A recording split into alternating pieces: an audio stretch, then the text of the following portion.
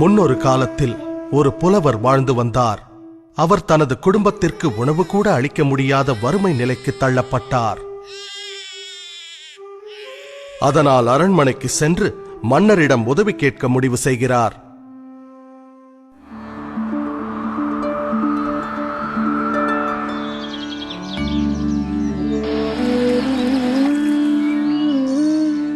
மன்னரை கண்டதும் புலவர் தனது பாடல்களை பாட ஆரம்பிக்கின்றார். ஆஹா, அருமை அருமை! பாடல்களை கேட்டு மனம் மகிழ்ந்த மன்னர் என்ன பரிசு வேண்டும் என கேட்கிறார். சீராக அடுக்கப்பட்ட அழகான சதுரங்க பலகையை காண்பித்த புலவர், மாமன்னா, சதுரங்க பலகையின் முதல் கட்டத்தில் ஒரே ஒரு நெல்மணியை வைத்த பின் ஒவ்வொரு கட்டத்திற்கும் அதனை இரட்டிப்பாக்கினால் அதை தக்க பரிசாக ஏற்றுக்கொள்வேன். நிச்சயமாகவா? தங்கம் வேண்டாமா? நெல்மணிகள் போதுமா? ஆம் மன்னா என்றார் புலவர். அப்படியே ஆகட்டும். மன்னர் உத்தரவிட அவையினர் நெல்மணிகளை வைத்தனர்.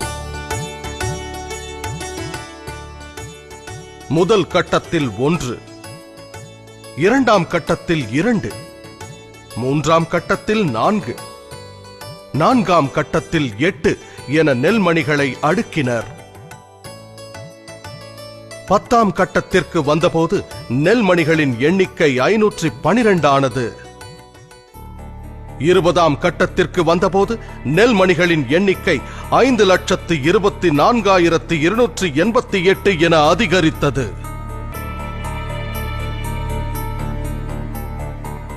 பாதி தூரம், அதாவது 32வது கட்டத்தை அடைந்த போது நெல்மணிகளின் எண்ணிக்கை 214,74,83,648 பெருகியது. விரைவில் நெல்மணிகளின் எண்ணிக்கை கோடான கோடிகளை தாண்டியது. இதன் காரணமாக மன்னன் தன் ராஜ்ஜியம் முழுவதையும் அந்த புத்திசாலி புலவரிடம் ஒப்படைக்கும் நிலை ஏற்பட்டது. இவை அனைத்திற்கும் துவக்கம் ஒரே ஒரு நெல்மணி.